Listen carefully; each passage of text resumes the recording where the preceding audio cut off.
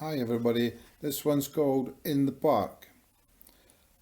The hunchback still sits in the park, not the same one you once knew. A little older, wiser maybe, but he still likes to stay out of view, preferring shadows and dark that comes along with the song of the lark. So no one can see him there, 'cause they never did care. They just turn away from his face. And what they say has no grace. But he asks for nothing. He begs, he doesn't ask questions. To leave one out in the cold, should they be taught in a lesson? But never in that moment can you know. It's only looking back you will recollect how you felt. Bewildered, he was left to ponder and consider, but most of all to wither, and await his time for the door to knock at the end of his clock. And the second one is called Outsider. Do you know what it's like to live on the outside and not be asked to join in the games that the other kids play? Just left alone to your own devices? Do you know what it's like to live a false existence, to live a lie?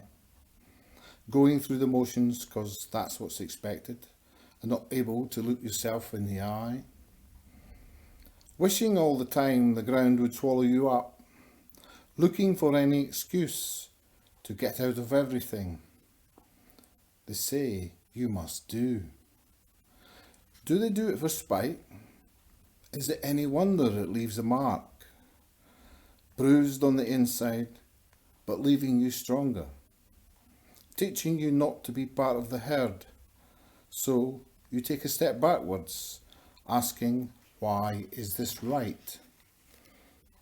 It makes you stand out from that crowd. Never going to be one of them.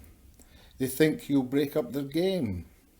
Think you're divisive or subversive, questioning the liberal, conservative collective, not wanting to ever change, standing still, always at that moment, not realising what it was that has passed by.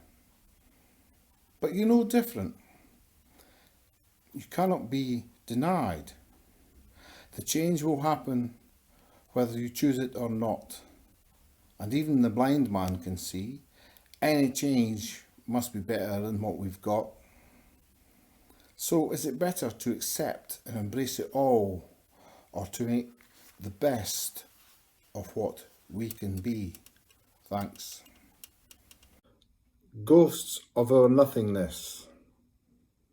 Old pictures in the gallery remind me of how love used to be, and to feel the closeness of you right up next to me, to feel you breathe, when I would hold you in my arms so tight and whisper sweet nothings in your ear. But you said you didn't love me, and you'd rather end it all right there and then. How could one cause such heartache, suffering and pain for all? It's going to take a lot to make it right.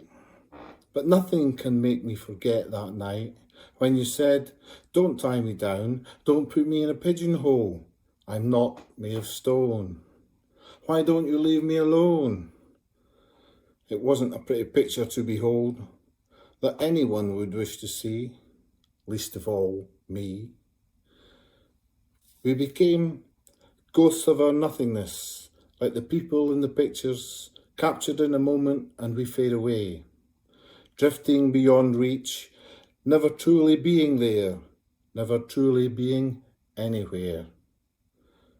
It's hard to move on to somewhere. It's hard moving about in new places, trying to recognise different faces. And people, are they strangers or ex-lovers? Meeting again, it happens by chance.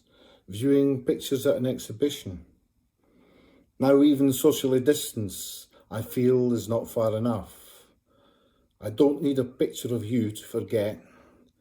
Just let the ghosts of the strangers pass by. And it's one of those times when sorry just isn't enough.